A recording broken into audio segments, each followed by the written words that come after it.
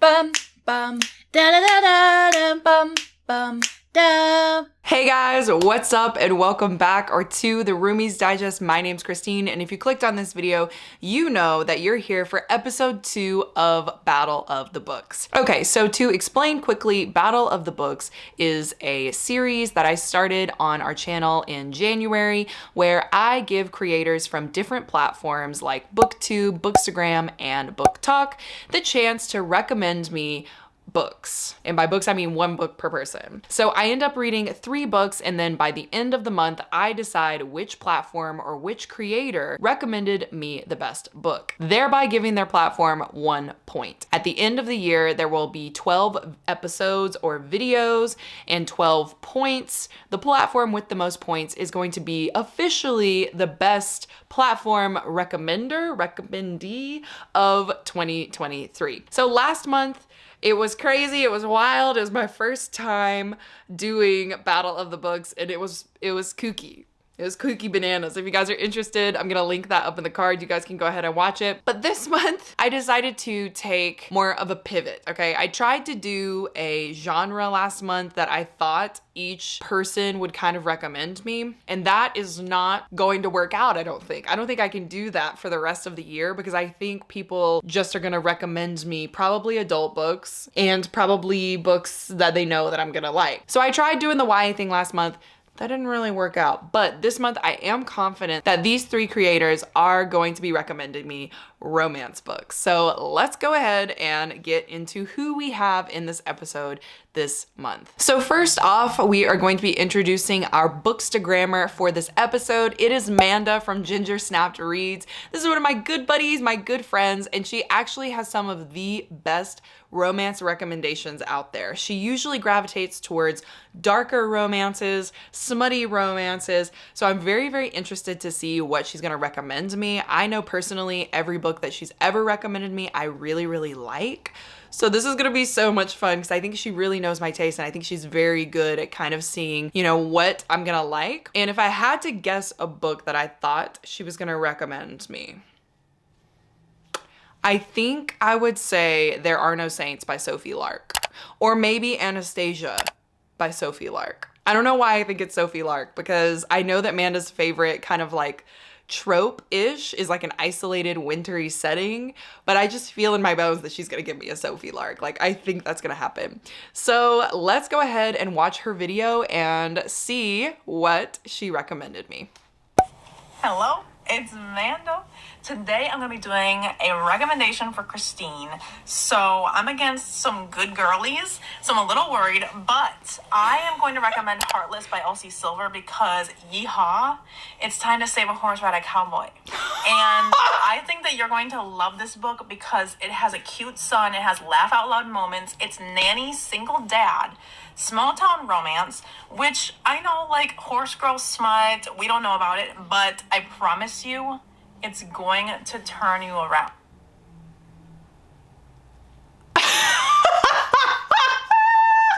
Not Amanda recommending me a horse girl romance. Oh my God. I'm truly gonna know what it feels like to be a horse girl. Wow.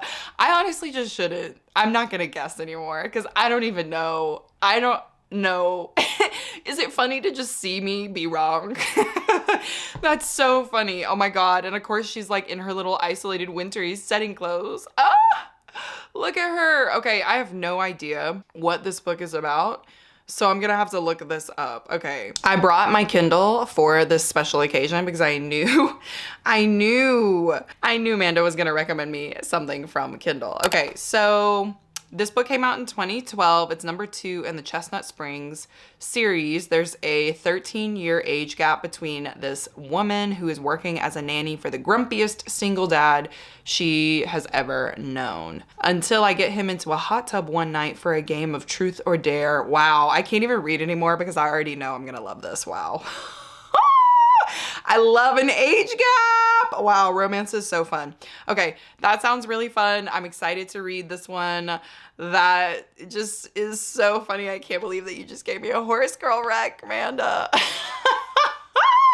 I'm dying. I don't know if I explained this, but obviously Amanda does a lot more than just Bookstagram. That's just like the platform that I first met her on because we met through a readathon and she was actually like the team captain of one of the readathons. And like that's how I kind of got to know her, was through this like group chat in Instagram. So anyway, she's gonna be representing Bookstagram today. Our next contender is someone that you might have recognized if you are in the romance community. She actually has a lot of the same fantasy tastes as me, so it'll be really interesting to see what she picks as her book for this recommendation series. But our next contender is Chandler Ansley. I'm so excited. Okay, so Miss Chandler, actually met her on a random live show when Monique and I first joined BookTube. We were literally just like with some friends on the internet and Chandler was in the chat, and whoever was hosting, I forget who hosted it, but they were like, do you want to just come on, Chandler, and like come talk to us? And I remember at the time being like, I have no idea who this is, but she's like so funny and so sweet and so nice. And we ended up just having like such a good time on that live show that like Monique and I obviously subscribed and then realized that she is just such a funny, amazing booktuber. So anyway, if you guys don't know about Chandler, Miss Chandler does a lot of romance recommendations. She actually does read a lot of the same fantasy books that I read and rates them pretty closely to how I rate them. So I'm interested to see if she's gonna recommend me a romance, which I think she will, because I feel like in February we all just kind of know like it's the month of love, you know? I feel like romance is just gonna be the recommendation. But it'll be interesting to see if she recommends a romance, a fantasy, or a fantasy romance. Anyway, let's get into Chandler's video. Hello, Christine. For you, I have selected To Read Before I Let Go by Kennedy Ryan. I noticed this was on your unread physical TBR, and I knew instantly that this was what I was going to recommend to you. I absolutely loved this romance. I read it back in 2022, right when it came out, and it blew me away. This book is a really emotional and sexy romance about Josiah and Yasmin. They were married for a while, and now they are divorced, but they're still very much in each other's lives, and this book is about how they kind of come back together. Kennedy Ryan is a master at her craft, one of my favorite romance authors of all time. I would be really surprised if you didn't totally love this one, and since I'm competitive, I knew I had to pick this one. Oh no. Not me literally trashing Kennedy Ryan in my last Kindle vlog. Chandler, don't come for me. Okay. I'm like I'm freaking out a little bit. Okay, I've heard nothing but good things about this one. I'm also thinking that this one probably does not have anything to do with domestic violence. Okay, that's the reason why. I did though really like Kennedy Ryan's writing style. So if it doesn't have the content that I hated, I feel like I could really get behind a Kennedy Ryan book. This is perfect, honestly, because I needed to give Kennedy Ryan a second chance. And of course, I probably wouldn't have done it unless somebody made me. So Chandler, that's a good rec. Thank you. Wow. All right, I'm giving Kennedy Ryan a second chance for all you guys who told me to do it. I'm doing it. That's so funny. Wow. I'm so happy. What's wrong with me? Joy. Okay, so for my last contender, this is going to be the representative for Book Talk. Now this one, I kind of did a wild card because I kind of wanted to do someone that I never really met before, someone that I don't really engage with a lot in the community, but someone that I kind of wanted to get to know more through this vlog. So I chose Lauren from Lauren's Library over on Book Talk. She has like 340,000 followers. What? Very popular, and she definitely loves romance. Her whole entire Book Talk is very aesthetic. She has really great romance recommendations, and I'm really excited to see what she recommended me because I feel like it's gonna obviously be a surprise. Like Lauren is definitely the one that I don't know the most out of these three people. So I'm excited to see what she is gonna recommend me, and she did send me a video, so let's go ahead and watch it. Hey everybody, I'm Lauren from Lawrence_Library on TikTok, and I primarily read romance books. So the book that I'm going to be recommending for Christine is a Friends to Lovers romance book, one of my all-time favorites. You can probably guess what it is. Love in Other Words by Christina Lauren. I absolutely adored this book. Friends to Lovers, second chance romance. Christine, I hope you love it. Happy reading.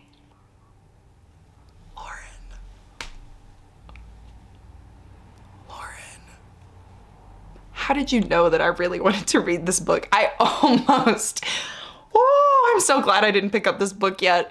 I'm so glad. I have been wanting to read this book for so long. Ever since I saw this super aesthetic, like, it was like an annotated version of this book and it was on Instagram and somebody had like done a couple of quotes from it and I was like, whoa.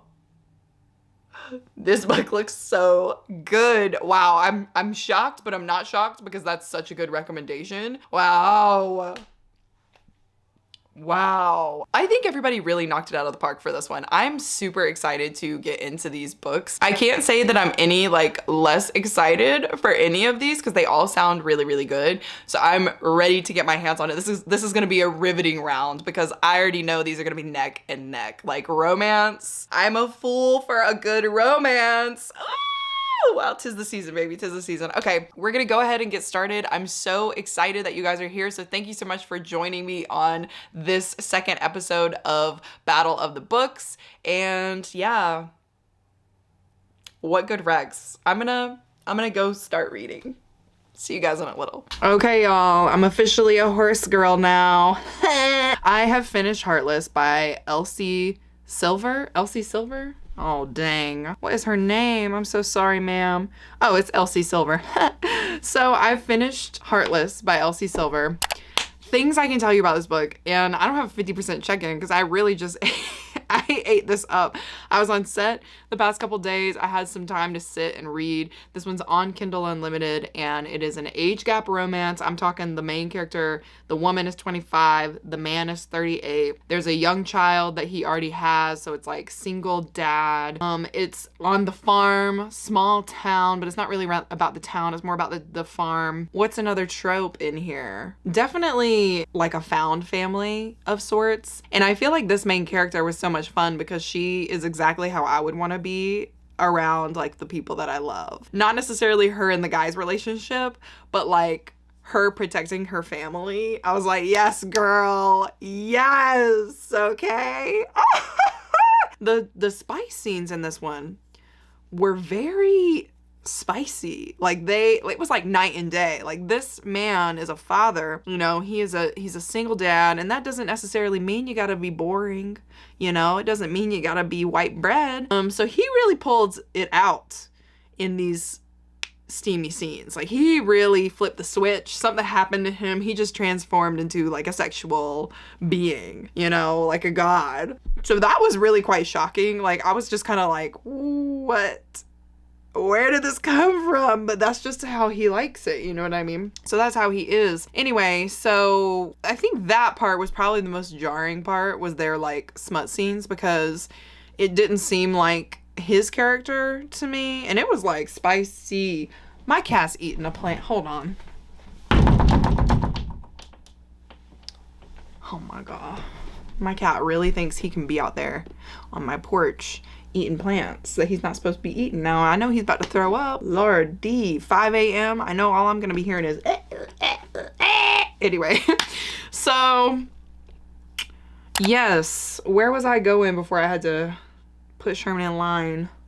Oh, that was the most jarring thing, were the smut scenes, okay? Because it was just like so not as character. So I don't know how I feel about it. Like I had a good time. I really liked the setting. I liked the story. I think for me, like I almost wanted there to be a little bit more conflict between like the baby mama and her, but that's just not how happily ever after stories are written, I am finding out. I always want there to be like more conflict. Like I always want them to have like a cat fight or like something. So I think that's the only thing I probably would have improved on if I had to, but that's like me nitpicking here. I think the only thing that kind of didn't make sense was the smut in the relationship, but I can't even really judge that because that's between two people, you know what I mean? It's not like I was there and it was happening to me. I will give my final rating for this one at the end, but it will be really interesting to see how these other two books match up. These two that I actually own. Hello. These are going to be such different vibes.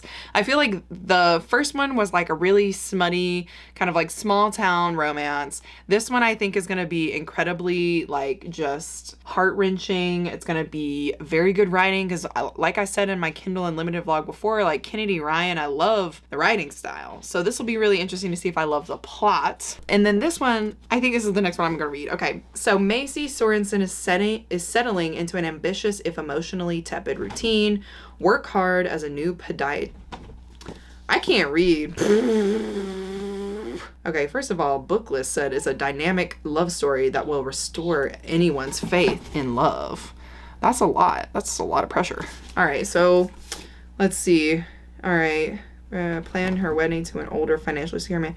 Her head down, heart tucked away. But when she returns, she runs into Elliot Petropoulos. Oh, he's Greek. I'm telling y'all that right now. The first and only love of her life, the careful bubble she's constructed begins to dissolve. The first and only love in other words, the first and only love of her life. Elliot was Macy's entire world, growing from her gangly, bookish friend. He's bookish? Into the man who coaxed her heart open again, only to break it on the very night he declared his love for her. Oh my gosh. It is friends to lovers.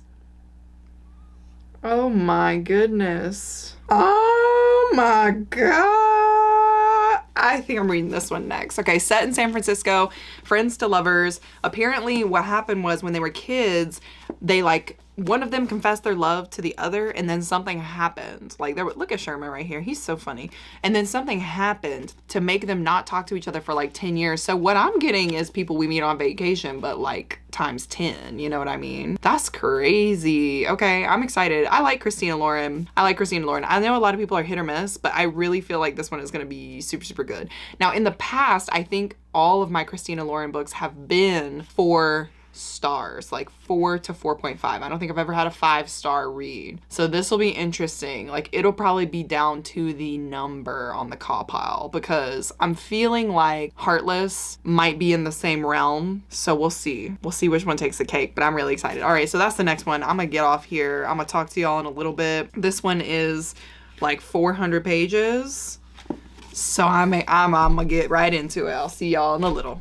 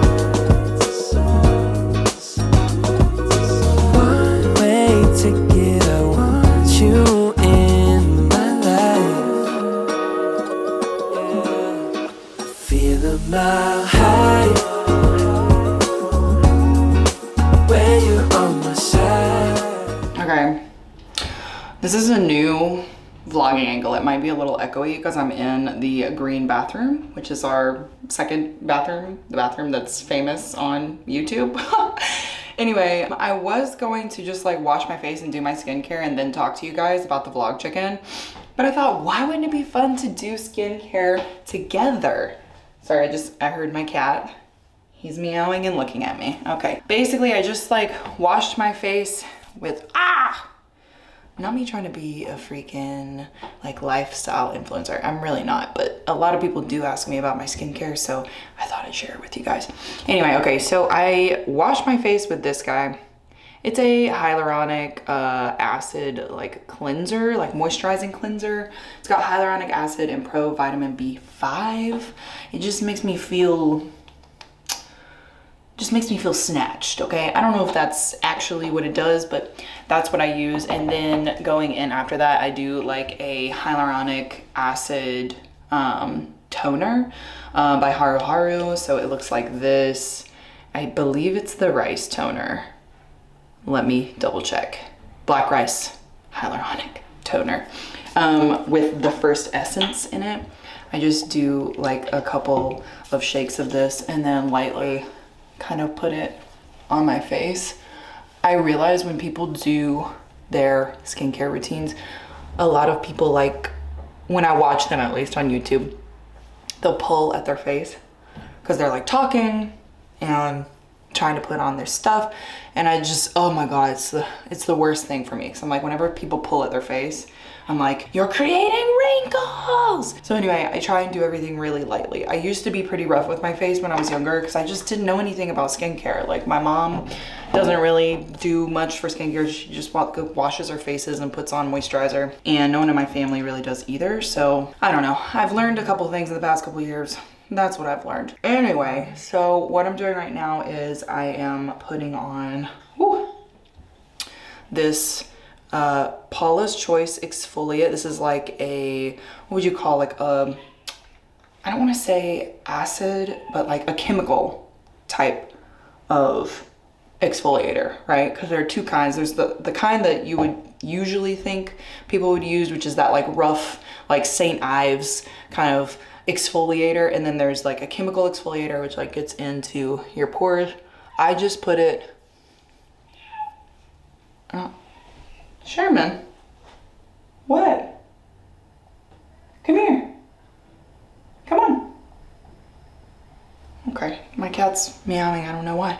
Anyway, I just put it where the pores are, right? So right here on my nose, that's the biggest part, and not really like here, but like down here, and not really on the forehead. I do have this thing where I have OCD about wet hands, so it kind of stinks when I'm doing skincare or anything in the bathroom really, because as soon as my hands get wet or they get something on them, I have to wash them and then dry them like I'm doing right now, and then I do my next step in my skincare. So unfortunately that's horrible, but that's just my thing. I can't leave a bathroom with wet hands, so I will literally sit there under the like dryer for like 5 minutes, and there will be like a line of people behind me trying to just like dry their hands really quick and leave, and I'm just like, no, I can't leave. My hands are wet. Anyway, so after the exfoliator, I like to do like an under eye cream depending on the day. Sometimes I'll do the like under eye patches, but they are really wasteful. So I'm trying to use up the ones that I have and then get reusable ones. But right now, the kind of like eye cream that I'm using, which is a night and day night cream, it's this like DEJ eye cream, which by Revision Skincare, which I got from like a dermatologist YouTube channel. I don't know if this stuff works, y'all. Like, I would love if somebody has a better under eye cream, a better like daytime cream, nighttime cream, just like overall like under eye care skincare routine. So if you guys have an under eye that you really love, let me know down in the comments, because I'm always looking for a good under eye. Like I'm talking, I want moisture, I want it to be slathered on there, and I want the moisture to last. So what I do with that is I just kind of put it in there and then tap it in very, very gentle around the eyes, okay? Because the eyes are that's what's gonna show people, okay? It's gonna show people your wrinkles. Okay, and then after that, I do like a combo of something. Sometimes I'll do like a light serum, sometimes I'll do a hyaluronic acid serum, sometimes I'll do this one that I think people literally hate, but I love it. It's the snail, like, mucin kind of like essence serum. I love this stuff. I hope it works because I use it all the time. I buy it religiously, and it's like snail secretion. Like I've used this for years. I used this before I even knew anything about Korean skincare. Like I got it at the mall randomly when I was with my mom, and I was like, this looks like a cool clean bottle that I can use. But yeah, I just used like a couple of pumps of that and basically just put it all over wherever I feel like I need moisture. I'm not saying that like my skincare routine is gonna you know, help you out, but maybe it'll give you some ideas. Maybe it'll give you some ideas. I do like to put all kinds of like serums and moisturizers on my neck as well, because obviously like you'll start getting wrinkles and stuff down here if you don't take care of your skin. So I do that, and then I put on, once this dries, because everything has to dry a little bit. Once I do that, I will put on an SPF. You know, sometimes it's an SPF moisturizer, sometimes it's just an SPF.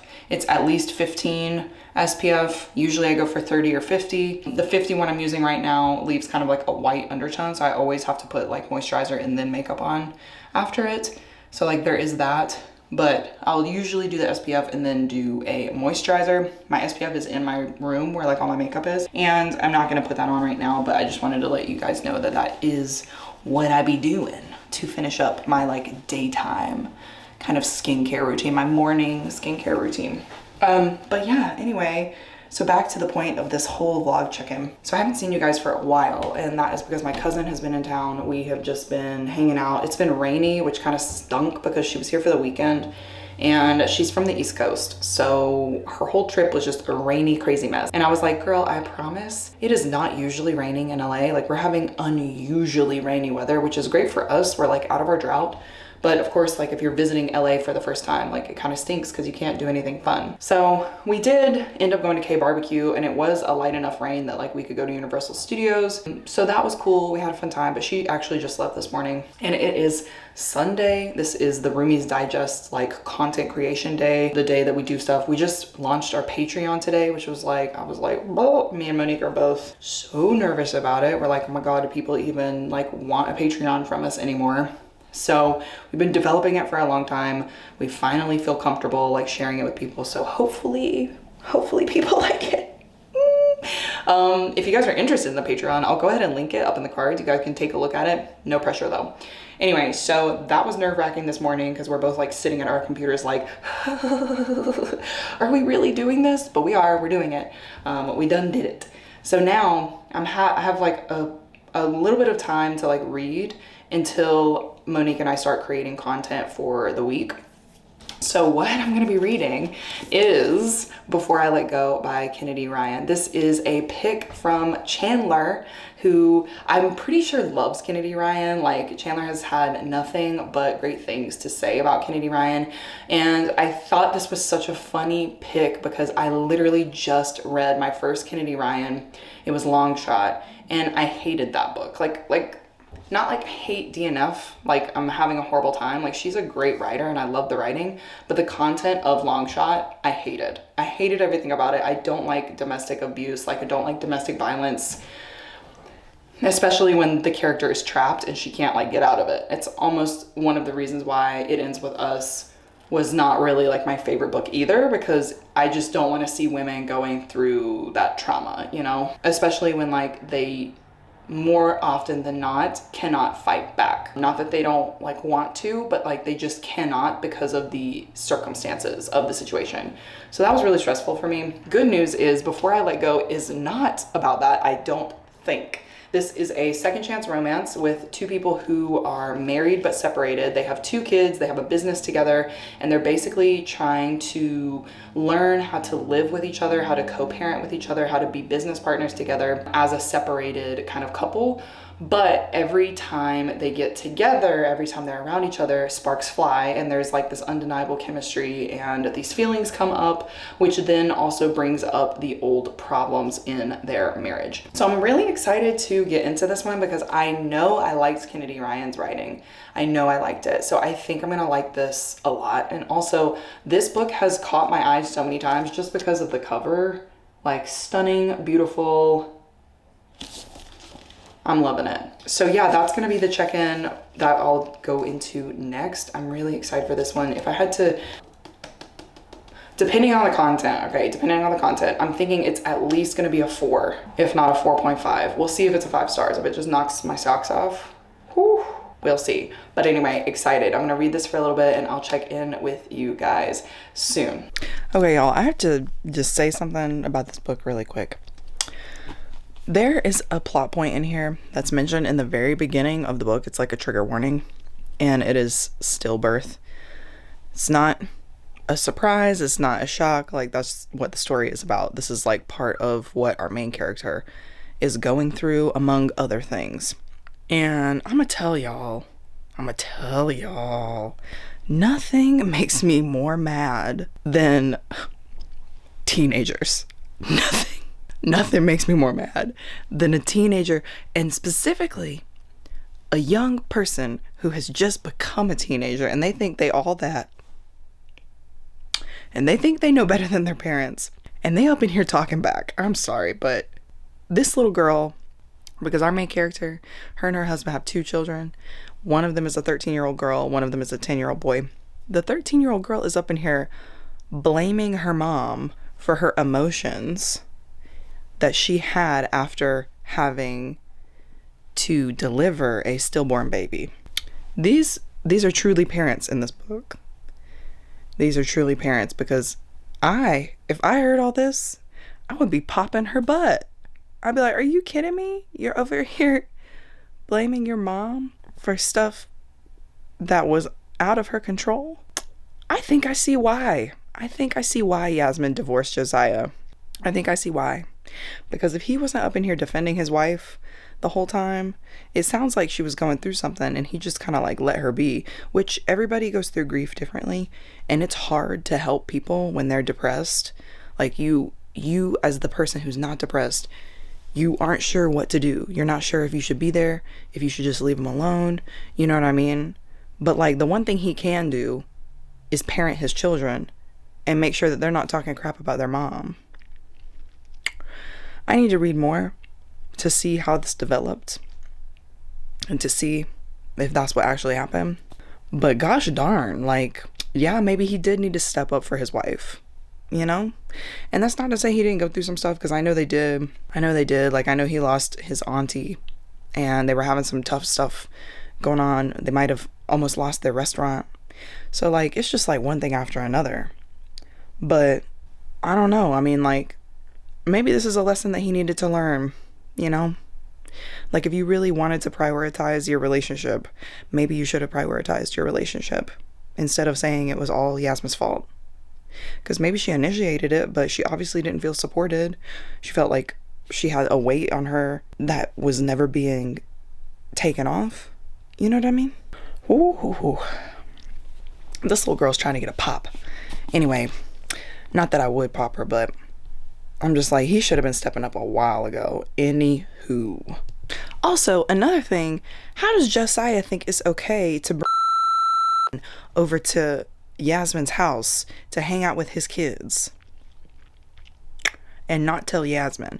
I'm sorry, but I think I am on Yasmin's side. I know we're not trying to pick sides because we're all for love and like in the end we want them to be together. But I'm like, Josiah, you're kind of dumb. You're kind of an idiot. Like, no wonder your wife wanted to divorce you. Anyway, okay, another thing. I'm so sorry I'm ragging on Josiah, but like, he has a lot of growing to do in this book before I can even like start to like him. So before, when his wife was going through all of her depression, she started going to therapy, and she asked her husband to go to therapy. She asked him to go to therapy, and he said no. And he told her that therapy was like a placebo, that it doesn't actually help people, and that it could never help him. So that's another reason why they got divorced, y'all. That's another reason. And so fast forward to present time, their son, who is like a genius, he's going through some stuff right now because he also lost, obviously, a brother and his auntie, and you know, the loss of almost like a parent in some ways because of the divorce, because not necessarily a parent, but like that familial structure, because bouncing between 2 houses, you know, that puts stress on people too. So his teacher suggests that they take Kasim and get him a therapist. And Josiah says he'll go to therapy, like, for his son. Like, he'll go because the son was like, why do I have to go if you don't go, Dad? Even though Mom went, you know? And he was like, look, son, I'll go if you go. Like, I'll go to therapy. And the whole interaction, like, after that, him and Yasmin walk to the front porch, and she's like, did you really mean what you said? Like, you're actually gonna go to therapy? And he was like, yeah, why would I lie about that, even though I like don't think it's gonna help me? And he didn't say help me, he said even though I don't think it's gonna do anything for me. And then Yasmin was like, oh, so you're saying therapy is only for the weak-minded people like me, or, you know, young people like Kasim, but for someone that's like you don't think it can help you? Like, you're too good for therapy? And I'm like, Yasmin, you are just so cool. You're so strong.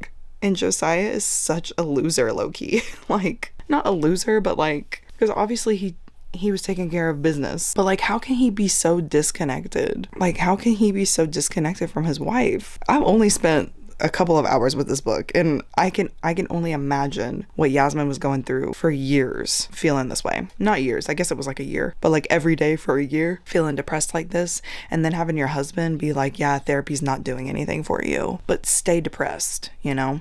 Stay depressed. Obviously, I'm exaggerating a little bit, but anybody who makes fun of therapy or like says it doesn't work, I'm like, y'all, you need to open your eyes. Because you know what wasn't working? Your marriage. And maybe if you went to therapy, you wouldn't be divorced right now. Anyway, okay, I'm on page 248. It feels like this is a turning point.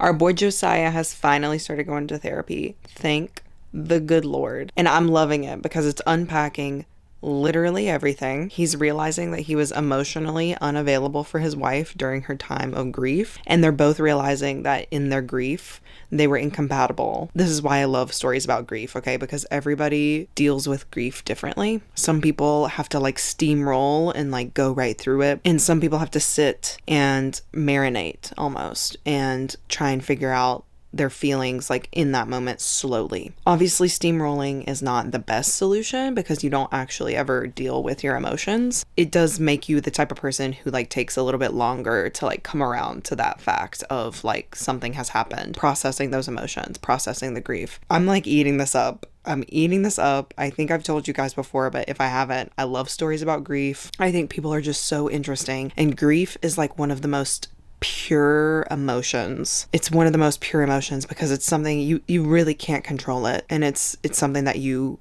inevitably always go through because of loss or because of something really bad happening. So anyway, I'm eating it up because they're finally being honest with each other right now, and we are in a situation where there is a one bed trope, and I'm assuming over this bottle of whiskey some truths are going to come out, some things that each character was feeling is going to come out, and I cannot wait. I've got a little over 100 pages. I will say that I've basically read this book all in one sitting, so if that doesn't tell you how good it is, I don't know what will. You know, we're having a lazy day, me and Sherm. That kid right there, just living his best life, you know what I mean? Anyway, I don't even think I checked in when I did my check-in. It's like the next day, so it's not Sunday anymore. We started working on Sunday and I couldn't read this book at all. I didn't have any time. So I started the next day, and yeah, that's what's going on. I'm about to finish this book today, so I'll check in when I finish it.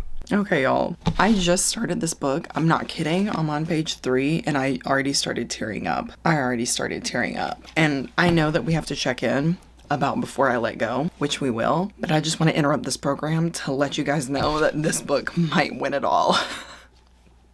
This book might win it all, okay? Page 3, y'all. I am crying on page 3. What? Okay, y'all, I'm sitting here with this Costco packaging of a LaCroix box, ready to talk to you guys about Before I Let Go, which strangely enough matches the LaCroix box pretty well. Anyway, okay, so Before I Let Go, I finally finished it. I didn't cry in the end, okay? So I just want to be upfront. I did not cry. I repeat, I did not cry. A lot of my gripes with Josiah literally got fixed as soon as he went to therapy. And I'm like, sir, thank God you went, because if you didn't, ooh, you were going to be such an unlikable character for me. Ooh. Unfortunately for him. But he turned it around because he started going to therapy, and then he realized things. He was realizing things in 2023. So that was really great. I enjoyed it. I like his relationship with him and Yasmin. I traditionally don't like second chance romances. It's the truth of the matter. I don't know why I don't like them. Maybe because like for me, I don't give a lot of second chances in my romances. Like once I'm done, I'm done. But obviously in this situation, like this is way different than anything I've ever been through. So we have incredible grief. Both characters, all characters, not both, all characters are dealing with throughout the whole entire book. The loss of a loved one, that kind of a thing. It was just a wild time. The writing of Kennedy Ryan is still good. Like it's still just as good as I thought it was gonna be, which is no surprise because even though I didn't like the long shots content, I did like the writing. I felt like I read this book so quickly. Like it was just like I was eating it up, I was interested, like the intrigue, so good. I still her teenage daughter was still a brat, but that's like on teenagers, you know what I mean? It really made me think about how I was when I was a kid. Not a kid, I guess, but when I was a teenager. The fights me and my mom used to get into because we're so similar in some ways. And I was just like, dang, like, can you imagine raising a teenager? I really salute y'all, whoever has done it. But anyway, just like living with a teenager, like, wow, I can't even. So yeah, these were all my jumbled thoughts and feelings. It'll be interesting to see the call pile for this one. It's gonna be, I know this is gonna be down to the wire because I really like the first book. I really like this book, and I think I am like loving this book. Love in other words, which I'm at the halfway point too. So yeah, I basically have just been like lightly tabbing this one and getting into it. I love how I just segued right into this and like didn't say anything. We'll get into the final like star rating for this one, but this book was so good. The writing was so good. The whole entire development of the plot was so good. I think my only complaint is the characters, and it's not because the characters weren't written well, it's just because the characters annoyed me. But that's serving the plot. So there you go. It did hinder my enjoyment just a little. This one, on the other hand, Love in Other Words is a friends to lovers romance, and friends from like a young age. So I think they meet when they're 13, and it has two timelines, dual timelines. So basically when they're both 18, I believe that like New Year's, something happens. I'm not sure what it is, okay? Like I'm not sure if it's like them having sex for the first time or like confessions of love. Like I don't know what it is, but I will say that at the halfway point, the main like female character in here, she's pretty silly. Like she's pretty silly. Something has happened between her and this guy, and in the present timeline we find that she has like a fiance named Sean. Their life together is so boring. I just think it's so interesting how she's clutching on to this life with Sean that she doesn't even really like, that doesn't like put any fire in her bones. He literally is just having her as a placeholder for a wife because he also has a daughter, and he like, it's the way that my camera memory card just filled up. Okay, anyway, so while that memory card is being emptied, I'll finish what I was saying. But basically, our main character, Macy, she and her fiance are living a lackluster life. And then after 11 years, Elliot, her like first love, her best friend, comes back into her life, right? And so she's realizing, because of the stark feelings that she has for Elliot, there's like really no reason why she should be with Sean. And that's interesting to me because at 50% she still has a fiance. She's still with Sean, but she has these really complicated feelings for Elliot. And Elliot, it seems like Elliot has pretty much been in love with her and liked her since the beginning, but for some reason Macy has been denying her feelings. I'm like, girl, you gotta realize that like Elliot is your man. Like he's your soulmate. Like this is the kind of language that's going on completely throughout this whole book. This is my soulmate, this is my best friend, this is the person who knows me best, the person who makes me laugh, the person who makes me feel alive. And y'all, I just read their first kiss scene from when they were younger, and this scene had me screaming. That had me freaking feral, okay? The way I was like dying at this kiss scene. So I can only imagine like what went on between them. I will let you guys know if it's worth the wait, because this is quite a wait to get into like the juicy details, but I'm speeding through this book, y'all. Like I'm eating it up. I've read the first half of this morning. I'm about to take a break. So far, I'm like liking this. It's not as deep as this book. Like this book was deep and heavy and just like so well written, but this one is giving me like the butterflies, like the ooey gooey for romance. So we'll see. What an interesting, you know, group of picks. Like, do I think any of these are like my perfect pick for a romance? No. But this one is definitely making me squeal. So we'll see how it ends. We'll see how it ends. So I'm in the middle of this book. Not even in the middle. I've only read a little bit since the last time I talked to y'all. I did change my shirt though. Anywho, I'm almost positive because she said he messed up and I messed up. So when they did their little New Year's thing, I'm almost positive that he was like, I love you. And she ran away and slept with somebody else. And then she couldn't face him because she was so embarrassed. So this man doesn't even know. This man doesn't even know. That, of course, is my prediction. I don't know if that's true, but we'll see. We're getting to the nitty gritty. The secret is about to come out, y'all, and I cannot wait. Oh!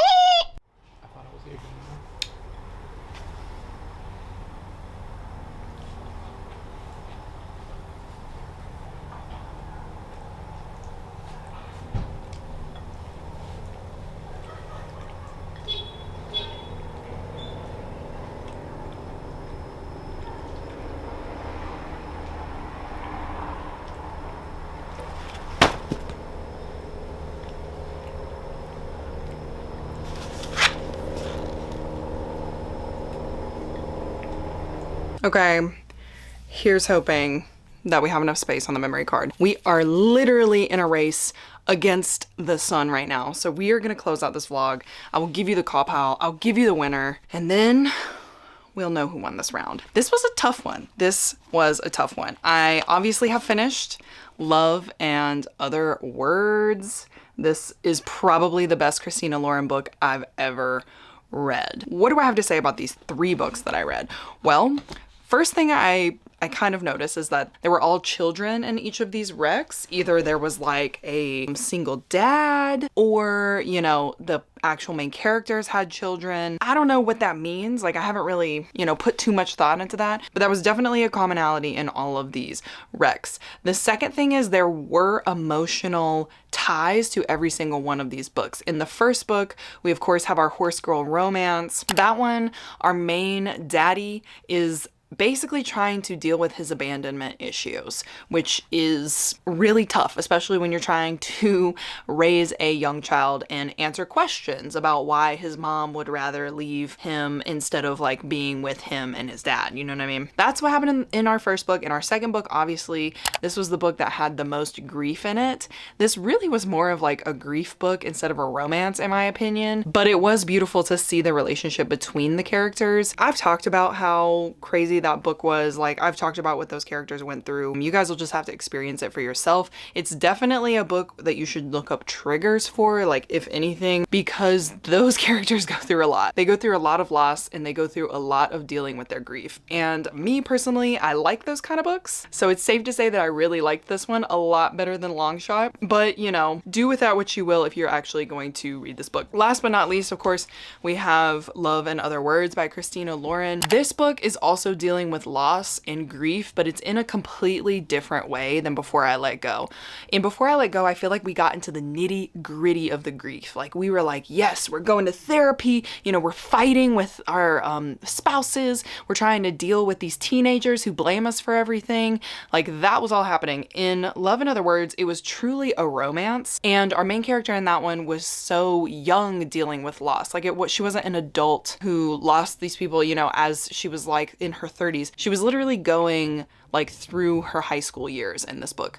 So that one was a little bit different because obviously like she's not gonna have the kind of like agency to be like, oh, I need to put myself into therapy. Like she's still a child, and she went through a lot of tough things in that book as well, because obviously she's dealing with the loss of her mother, which is not a spoiler. That is like the beginning. In the beginning, that's what happens. It definitely made me sad. Like I said, it made me cry in the first 3 pages, but it wasn't so heavy. It wasn't as heavy as Before I Let Go. And I don't know if it's because it was, you know, because a teenager was going through it, or because she didn't really deal with her grief that much in this book. It wasn't really about that. Like it was really just about her relationship with the love of her life, Elliot, and how they like develop this relationship, and then like what kind of happens to separate them, you know, for 11 years, which was really crazy. Like I still to this day, I'm like, how did they literally separate for 11 years? That's wild. I don't want to talk too much about it, but I liked all of these books. Okay, it's gonna be really, really hard to decide the call pile, but we're about to get into it right now. I'm nervous. I don't know who's gonna win. I don't know who's gonna win, but it's gonna be tough. All right, let me pull up my little call pile sheet here. All right, so let's start with Heartless, the characters. The characters I think was my biggest complaint with this one. Like, they were fine, I liked them, but like it wasn't anything that I was gonna like die for, you know what I mean? Like, I think they were solid characters. I liked them, they were entertaining, it was fun to be in their world, but like I wasn't like, I'ma die for these characters. I'ma die for these characters. And y'all know I'm a character and plot driven reader, so this might affect Heartless a little. This might affect Heartless a little. I think out of 10, I'm gonna give the characters a 7. Because that feels right. Like, they weren't like mediocre 5 or even like a little over mediocre with a 6. But like, I don't feel safe enough to say that they were an 8. Like, it feels like a 7 to me. The atmosphere of this one was really, really fun. I liked being in the world. I thought the setting was great. I never knew that I was a small town horse girl romance girly, but maybe I am. So I think I'm gonna give the atmosphere a 9. The writing in this one, I liked the writing. It was fine. The only issue I had were the smut scenes. And I think I mentioned that because it was like stop and go. But I guess that's like the character's personality. I don't know. It took me out a little bit. I'm not gonna lie, it took me out a little bit, but it wasn't enough where I was like, boo, this sucks. Like, I hate this, you know what I mean? So I think the writing, I am gonna give an 8. Yeah, that feels right, an 8. The plot of Heartless was super cute, super simple. I liked it. I liked it. Was it like a crazy plot twist plot? No, but I liked the plot of it. It's about a young girl who goes to nanny for this single dad for a summer. Simple, easy. All right, I'm gonna give the plot an 8. Intrigue, I did read this one pretty quickly. I really could not put it down. The only times I could put it down was when I was at work and I was reading the smut scenes, okay? Intrigue, we're gonna go with an 8. Logically, everything made sense. I liked it. I wasn't like, WTF, what's going on? Logic is basically like logic and relationships. I think for like the nanny and our like main character Cade, I think that their relationship developed over time and was really nice, but the dirty talk really was like dirty. Like, it really came out of left field for me. I was like, what's going on in the House of freaking Commons? So I think the logic in this one, I'm gonna go with I think I'm gonna go with an 8, everybody. I think I'm gonna go with an 8. And overall enjoyment, I really like this one. I really don't have anything bad to say about it other than, you know, what I've already said, right? So I think enjoyment, I am gonna give it a 9 because I wasn't like, wow, I've gotta stop this book. Like, wow, I need to put this down. Like, I did want to finish it. I did have a good time with it. Overall enjoyed it. Let's go ahead and see what Heartless was rated. Now is the time of truth. See, this is what I was saying last time. They're giving me ads, y'all. They're giving me ads on my calculator app. What is going on? Why do they do that? Anyway, okay. Oh man, guys, I already know this is gonna be hard. I already know this is gonna be hard to even rate these because Heartless came out at a 4.5, like just over the 4.5 mark. So it's going to be down to the call pile numbers. All right, so this one was at an 8 out of 10, 4.5 stars. That feels good to me because I really did not have any issues with this book. Like, it all made sense. It was a really fun time and it was a good romance. I think I might want to read the rest of the series in this book. Like, very cute. So the reason why this is going to be so tough is because if that one's starting at a 4.5, I feel like the other two are also going to be high. Like, they're going to have good call pile numbers. So it's going to be difficult. It's going to come down to the wire. Okay, let's get into it. All right, so in Before I Let Go, I liked the characters. They were fine. Josiah did get on my nerves. So did the teenager. I liked the found friend group, like found family friend group. Say that 3 times fast. And yeah, I think my champion was Yasmin. Like, literally, she is a queen. I love her. I felt like she could do no wrong. If I had to say characters in Before I Let Go, like, Yasmin was great. But like, meow. I feel like I'm gonna give it, it's like a 6.5. I'm gonna give it a 6.5. That feels right, because there was really only one character that I liked, and it was Yasmin. I did like the son, but he was really just like a genius son, you know? Like, he didn't really stick to me, you know what I mean? Atmosphere in Before I Let Go, I really enjoyed the atmosphere of this book. It was set in the South in Atlanta. I really enjoyed that. I have family in Atlanta. Like, I was vibing with this whole entire thing. So I'm gonna give this one a 9. I really like that. It was a fun time. It was a good time. I could imagine everything clearly. Okay, writing. We already know that Kennedy Ryan is a good writer. We're gonna give her a 10. We're gonna give her a 10 because even though these characters annoyed me, I was still up in here wanting to know what happened in this book. Okay. I was still up in here wanting to know what happened in this book, which leads me to plot. The plot of this book, freaking phenomenal. So good. This one's going to be a 10 out of 10. This one's going to be a 10 out of 10. The plot of this book, yes, it was silly in one part, but warranted. Warranted in that one part, and I don't want to tell y'all because spoilers. Okay, cool. Intrigue. Can it hold my attention? I feel like I read this book in a day. I wanted to know what was happening. I remember I had to go do errands, and I still wanted to come back to this book. So I'm gonna give Intrigue a 10. I give it a 10. That's crazy. That's like giving 5 stars, you know what I mean? 10 out of 10. Intrigue was good. Logic, relationships.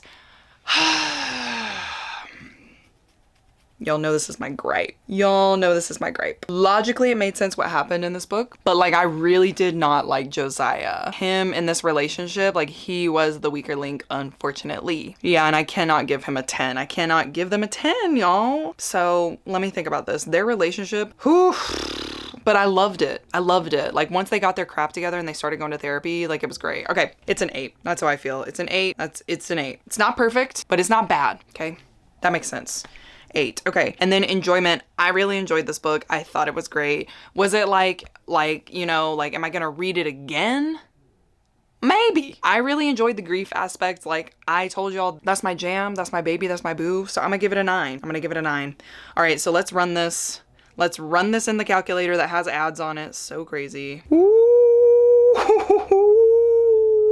Okay. So that one is an 8.78 out of 10. 8.78, 8.78 out of 10. Okay, so that is 4.5 stars, and it's definitely higher than Heartless, and that makes sense because I had a couple of 10s in there, obviously. All right, so currently it's Before I Let Go in first, Heartless in second. Let's see where Love and Other Words sits. Let's see. Let's see where this little girl sits. All right, the characters. Characters in Love and Other Words. I loved the characters. I love the characters. But the teenage girl did annoy me. She did annoy me. Like, why was she denying her feelings the whole entire book? Now, that was annoying. Did I love Elliot? Yeah. 10 out of 10 loved Elliot. But if I loved Yasmin and hated Josiah, I can't give a 10 to these characters because I loved Elliot and didn't like, what's her name? Macy? Yeah, Macy. And didn't like Macy. So it didn't bother me as much as Before I Let Go. So I think I'm going to give him a 7.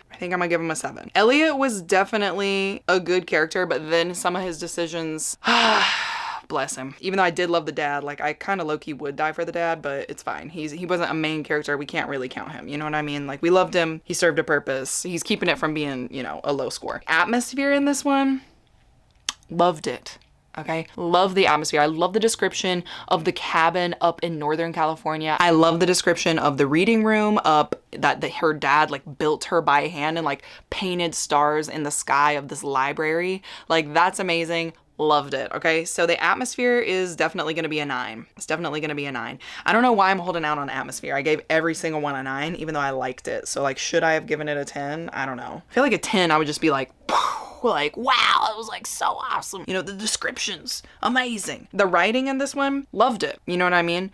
I loved it. I could not put the book down. Like nothing was wrong with it. You know what I mean? Like there wasn't anything where I was like, ooh, you're like, you know, not dotting your I's or like crossing your T's. The writing was good. I liked it. And that leads me into, I'm going to skip over plot really quick, but that leads me into the intrigue of this book. The intrigue of this book, I could not put it down. I had to know what was happening. I was screaming, crying. I was talking to my roommates. I was like yelling, like, hopefully I got some footage in here, but like the intrigue of this is a 10 out of 10 for sure. It's a 10 out of 10. And the writing, we're going to put it a 9 because it wasn't flowery and super descriptive and super like 10 out of 10, but it was pretty good.